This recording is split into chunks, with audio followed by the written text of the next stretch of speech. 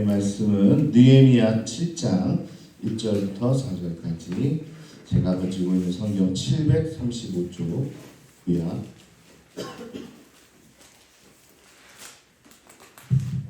느헤미야 7장 1절부터 4절까지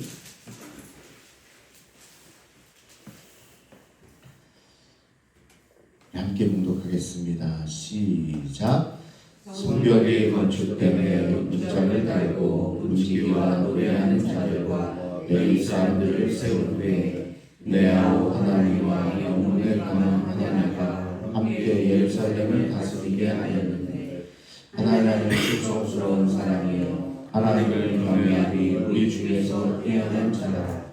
내가 그들에게 이르기를 해가 높이 뜨기 전에는 예루살렘 성문을 열지 말고 아직 박수할 때에 곧 문을 닫고 빗장을 치르며 또 예루살렘 주민이 각각 자기가 지키는 곳에서 다섯서 자기 집 맞은편을 지키게 하라 하였노니 그 성은 광대하고 그 주민은 적으며 가옥은 미처 건축하지 못하였음이니라.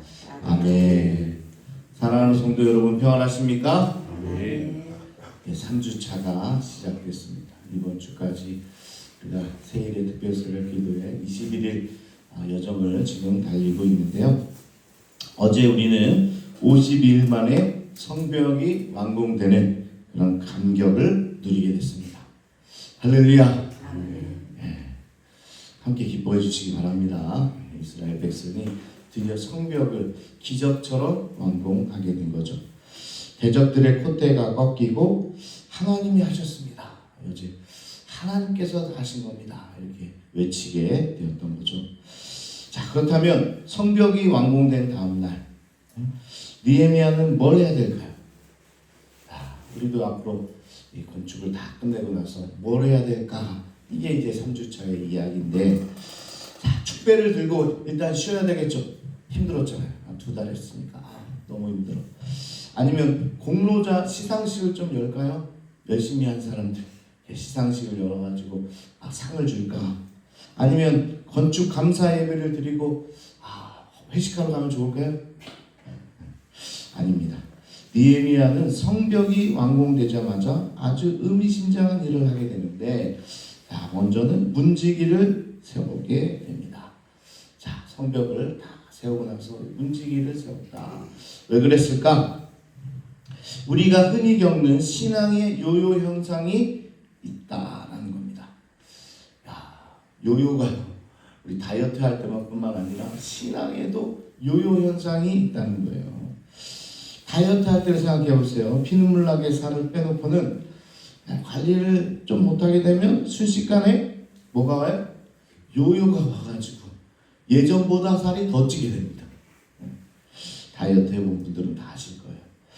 근데 신앙도 마찬가지라는 거예요.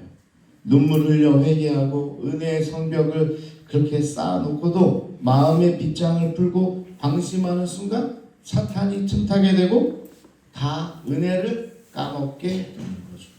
예전보다 못할 때도 있습니다. 신앙의 여유가 오면요, 이제 좀 내가 쉬어야 되겠다 이런 방심하는 순간 기도가 다 그냥 사라지게 되는 거죠. 아무리 튼튼한 성벽을 쌓아도 문을 열어놓고 지키는 자가 없다면 적들은 성문으로 당당히 걸어 들어오게 된다. 그래서 이제부터는 지켜내는 싸움이 시작되는 겁니다. 성벽을 다 완공하고 나서는 이제는 지키는 싸움이 될 거다. 그래서 여기서 우리가 새겨야 할 원리가 있는데요. 건물을 짓는 것보다 더 중요한 것은 지어진 건물을 지켜내는 거다. 건축의 완공은 끝이 아니라 새로운 시작이다. 그렇다면 우리가 다음 세대를 위해서 교육관을 짓는데요. 딱 짓고 나서 우리가 건축 감사 예배, 공헌 예배하면 끝이라고 생각하면 안 된다. 그때부터 다시 시작하는 거예요. 그래서 3주차 주제가 건물 그 이상의 부흥 이유가 바로 여기에 있는 겁니다. 건물이 중요한 게 아니라 건물 그 너머에 부흥을 꿈꾸는 게 우리의 기도회가 되어야 된다. 자, 그런 마음으로 1절을 한번 보겠습니다. 성벽이 건축됨에 문짝을 달고 문지기와 노래하는 자들과 레위 사람들을 세운 후에, 자, 느헤미야가 성벽을 완공한 후에 가장 먼저 세운 사람들은 군인이 아니었어요. 상인도 아닙니다. 행정관도 아니었어요. 바로 이 세 부류가 가장 먼저 세운 분들인데, 왜 이런 분들인가 한번 우리가 먼저 살펴보겠습니다. 자, 문지기, 성문을 지키고 누가 들어오고 나가는지를 관리하는 사람이다. 성벽의 물리적 안전을 책임지는 파수꾼이다. 그래서 뭘 세웠다? 이 파수꾼을 세우는 게 굉장히 중요하다. 우리 교회 교육관도 똑같이 그래야 됩니다. 의리의리하고 멋진 건물을 지어놓는 것, 이 하드웨어에서 끝나면 안 되고, 그 공간을 지켜내고 그곳에 자랄 우리의 다음 세대의 영혼을 책임질 영적인 파수꾼, 소프트웨어가 필요하다. 그게 없으면 그 건물은 텅 빈 콘크리트 덩어리에 불과할 거다. 자, 멋지게 건물은 지어놨는데 아이들을 가르칠 사람이 없다. 그러면 이처럼 비참한 일도 없는 거죠. 그래서 우리는 하드웨어, 이 건물을 짓는 것뿐만 아니라 소프트웨어, 아이들을 관리하고 가르치고 할 교사가 필요한 겁니다. 자, 느헤미야는 성문을 지키기 위해서 구체적인 지침을 내리는데 3절에 해가 높이 뜨기 전에는 예루살렘 성문을 열지 말고 아직 파수할 때 곧 문을 닫고 빗장을 지르며, 자, 영적으로도 파수하라는 겁니다. 사탄은 지금도 호시탐탐 우리의 다음 세대의 마음의 문을 노리고 있습니다. 우리 아이들을 공격해 오고 있는 거예요. 세상의 음란한 문화, 스마트폰의 해로운 영상, 세속적인 가치관들이 아이들의 마음을 무너뜨리려고 합니다. 아이들이요, 유튜브나 이런 매스미디어를 통해서 계속 세속적인 사고가 들어갑니다. 좀 알고리즘이라고 해가지고 이번에 또 아이들이 보는 그거에 계속적으로 연관돼서 아이들의 어떤 영을 갉아먹는다는 겁니다. 그래서 우리가 항상 이 아이들을 위해서 영적 파수꾼을 세워야 된다. 영적 문지기가 여러분이 되시기를 축복합니다. 우리 아이들의 영혼을 파괴하는 악한 문화, 이 교육관 성문 안으로 한 발짝도 들어올 수 없다. 우리 헤브론 교육관에는 그런 문화가 들어올 수 없다. 세상 문화가 들어올 수 없다. 이렇게 외치면서 기도의 빗장을 질러줄 부모님, 주일학교 교사, 교회 어른들이 필요하다. 여러분들이 그 문지기로 부름받았음을 믿으시기 바랍니다. 그건 교육부서 부장님이 하는 일이지, 그건 교사들이나 하는 일이지, 그게 아니에요. 요즘의 교육은요, 뭐 선생님도 중요하지만 또 누가 중요해요? 부모가 중요해요. 부모가. 그리고 또 그 아이들, 이 삼박자가 맞아야지만 다음 세대가 일어나게 되는 거죠. 그래서 여러분들이 또 함께 해 나가야 된다. 자, 두 번째로 노래하는 사람이다. 좀 이해가 됩니까? 성벽을 딱 완공해 놓고, 야, 무슨 소위 딴따라를 왜 노래하는 사람을 세웠을까? 그런데 히브리어로 메쇼레림이라고 하는데요, 성전에서 찬양을 담당하는 전문 찬양대가 성벽이 완공되자마자 가장 먼저 세워진 겁니다. 우리가 찬양대를 세우는 것처럼 여기에 찬양대를 성벽이 완공되자마자 세웠다. 그만큼 찬양이 중요한 거죠. 셋째, 레위 사람들입니다. 성전 예배를 보조하고 백성들에게 말씀을 가르치는 사역자를 세우게 되는 겁니다. 자, 이 순서가 아주 의미심장한데요, 성벽 안에 군사를 세우기 전에 찬양대와 말씀 교사를 먼저 세웠다.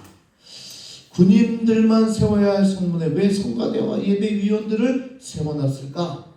진정한 방어는 창과 방패로만 되는 게 아니라는 겁니다. 물리적인 것으로만 되는 게 아니라 우리 영혼의 가장 강력한 방어 무기는 바로 예배다 하는 겁니다. 이 성벽이라는 물리적인 그런 방어막에 더 중요한 게 바로 예배, 하나님을 찬양하고 말씀을 듣게 하는 그런 장소가 되어야 되는 거죠. 새롭게 지어진 우리 교육관은 아이들이 그저 놀고 친교하는 공간에서 머무르면 안 된다. 그곳에도 하나님을 향한 뜨거운 찬양 소리가 울려 퍼져야 된다. 아이들의 입술에서 기도가 터져 나와야 된다. 예배가 살아났을 때 우리 아이들의 영혼에 세상에 감당치 못할 가장 강력한 방어벽이 치어질 줄로 믿습니다. 다른 게 아니라 찬양과 예배와 기도가 우리 교육관에 있어야 그게 진짜 방어벽이 된다라는 겁니다. 우리 교육관도 마찬가지입니다. 최신식 시설, 좋은 교실, 멋진 인테리어 이것들이 아이들을 변화시키는 게 아니라는 거예요. 우리가 그렇게 지을 거지만 그걸로만은 안 된다는 겁니다. 그 공간에서 아이들과 함께 찬양하고 말씀을 가르치고 눈물로 기도해 줄 사람이 필요한 거예요. 건물보다 사람이 먼저라는 거예요. 그래서 교육과 건축과 함께 이 아이들을 양육할 선생님을 동시에 길러낼 수 있어야 된다. 그래서 제가 계속 강조하는 건 우리가 지금 건물을 짓는 게 아닙니다. 우리 다음 세대, 무너진 다음 세대를 세우는 일이 이 헤브론 중축에 있는 거고, 우리가 건물을 지을 때 함께 지어져 가야 되는 게 뭐예요? 사람이에요. 사람. 우리 아이들을 길러낼 사람, 아이들을 위해서 눈물로 기도해 줄 사람, 그 사람이 지금 이 순간에부터 이제 길러져 가야 된다. 그리고 여러분들이 되시기를 바랍니다. 예전에 한 큰 교회를 방문한 적이 있는데요. 가보니까 주일학교 시설이 굉장히 좋더라고요. 최신식 빔 프로젝트가 있고 아이들의 키에 맞춘 예쁜 의자들이 있고 색동 벽화로 꾸며진 교실. 그런데요, 막상 그 주일학교에 들어가 보니까 생각보다 아이들이 별로 없어요. 그리고 교사도요, 한두 분 계시는데 별로 그냥 기운도 없고 그냥 그러고 계시더라고요. 반면에 몇 달 뒤에 시골의 아주 작은 교회를 방문한 적이 있는데요. 거긴 교육시설이라고 할 것도 별로 없어요. 조립식 건물에 접이식 의자, 낡은 화이트보드.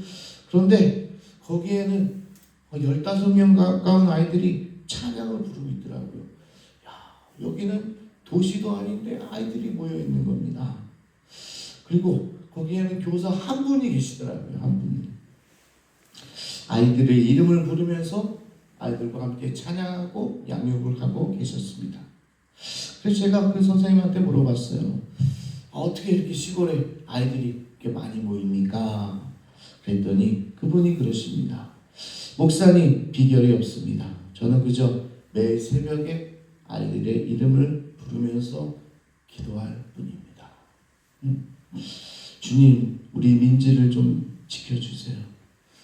우리 현우를 주님 좀 만나주세요. 수빈이 가정이 어렵다고 해요. 이 가정을 주님께서 붙들어 주세요. 그러다 보면 눈물이 납니다. 그 눈물로 주일에 아이들을 만나고 있습니다. 아이들 한 명 한 명을 놓고 기도해주는 교사가 있는 거예요. 여러분, 최신식 시설이 아이들을 바꾸는 게 아니에요. 여러분 딱 교육관 지어놓고 나는 임무를 다 했다. 예? 교육관 지어놨으니까 이제 아이들이 그룹대 같이 몰려오겠지. 끝이다. 예? 그렇게 생각하면 오산입니다. 매일 새벽마다 아이들의 이름을 부르면서 오는 교사 한 명이 우리 교회학교 다음 세대를 바꿀 겁니다. 여러 명도 아니라 한 명이 필요합니다. 매일 아이들의 이름을 불러주면서 기도해줄 교사. 느헤미야가 성벽 안에서 가장 먼저 했던 것은 건물이 아니라 바로 이 사람이었다는 이유입니다. 그래서 문지기를 세우고 찬양 사역자들을 세우고 그리고 교사를 세우고 있는 거죠. 또 실제적으로 느헤미야는 거룩한 도성을 다스릴 영적 리더를 세우게 되는데요. 구체적인 이름을 이야기하죠. 2절에 네아오 하나니와 영문에 가는 하나냐가 함께 예루살렘을 다스리게 하였는데 하나냐는 충성스러운 사람이요 하나님을 경외함이 무리 중에서 뛰어나다. 자, 여기서 사람을 세우는 기준이 있는데요. 느헤미야가 지도자를 세울 때 스펙이나 학벌이나 재산이 기준이 아니었습니다. 성경은 하나냐를 가리켜서 충성스러운 사람이요 하나님을 경외함이 뛰어난 자라고 평가하고 있습니다. 자, 충성스럽고 하나님을 두려워하는 자가 리더가 되어야 된다. 또 똑똑하고 세상에서 잘 나가는 사람보다 눈에 보이지 않는 하나님을 두려워하고 맡겨진 작은 일에 성실한 사람을 지금도 하나님이 찾고 계십니다. 여러분이 그런 분이 되시기를 바랍니다.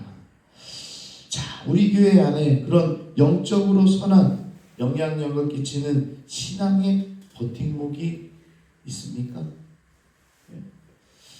우리 아이들이 힘들어할 때, 우리 청년들이 고민할 때, 저분한테 가면 내가 신앙의 버팀목이 되어주겠지. 저분한테 가면 내가 좀 위로를 받겠지. 그런 분들이 세워져 있어야 한다. 교회 학교는 가는 게 아니라 그런 신앙의 버팀목들이 곳곳에 포진되어 있어야 되는 거예요. 이거는 교사만을 이야기하는 게 아닙니다. 우리 신앙 공동체 안에 아이들이 보면서 내가 신앙의 본보기로 삼을 그런 장로님, 그런 안수 집사님, 그런 권사님이 우리 교회에 있어야 된다. 그걸 보면서 우리 아이들이 잘하는 거예요. 저렇게 신앙생활 하는 거구나. 저렇게 신앙이 버팀목이 되어주시는구나. 그게 진정한 우리 다음 세대 회복을 위해서 필요한 겁니다. 여러분, 우리 교회 그런 신앙의 버팀목들을 더 많이 만들어 갑시다. 특별히 오늘 기도하러 나오신 분들, 또 영상으로 말씀을 시청하시는 분들, 다른 이가 아니라 내가 그런 신앙의 버팀목이, 우리 아이들을 위한 신앙의 버팀목이 되어야겠다. 그런 결단이 있으시기를 축복합니다. 자, 끝으로 보통 고대 도시에는 해가 뜨면 바로 성문을 열었는데, 자, 오늘 느헤미야는 해가 높이 뜰 때까지 완전히 밝아져서 적이 숨을 곳이 없을 때까지 문을 열지 말라고 지금 가르치고 있습니다. 그냥 아무런 경계심 없이 보통 해가 뜨면 문을 열어줬나 봐요. 그러니까 숨어 있다가 새벽 미명에 들어와서 목욕하는 일이 많았다는 거죠. 그래서 지침을 주는데 완전히 해가 중천에 떴을 때까지 열지 말고 있다가 다 봐서 적이 어떤 것을 확인하고 난 뒤에 문을 열어라, 이렇게 지침을 주는 거죠. 우리도 방심하면 안 됩니다. 사탄이 계속, 우리 지난주 사탄이 내내 우리를 유혹하고 공격하는 거 봤죠? 걔네도 굉장히 끈질겨요. 우리보다 끈질깁니다. 포기가 없어요. 그러니까 성벽이 완공됐다고 포기할 놈들이 아니에요.